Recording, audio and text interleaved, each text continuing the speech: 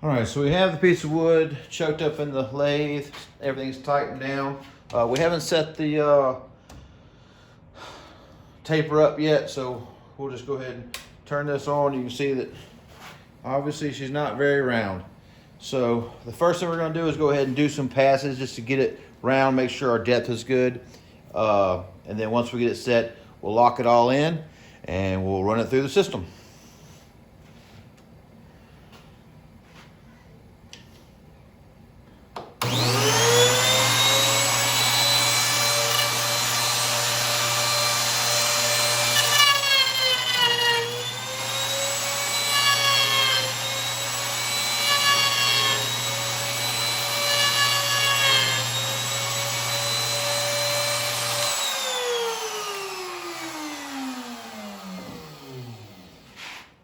So we've done that just enough to make sure that we can actually see that this is actually getting the whole wood round, so we're getting deep enough.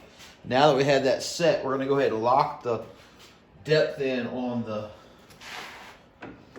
router here. We have a little pin back here, we just tighten it up.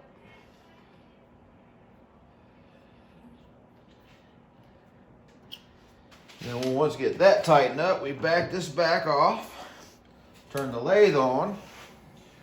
We lock in our pin so that we can run our self-driven router. We'll turn the router on.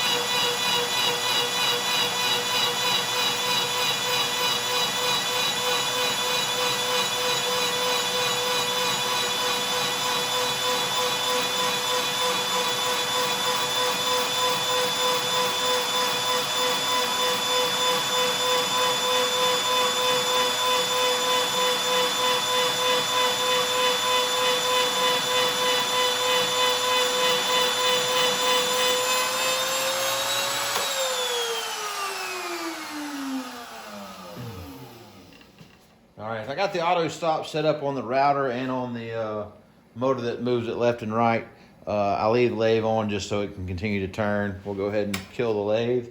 But you'll see that that's got a pretty good roundness to the piece of red palm that we're working with right now.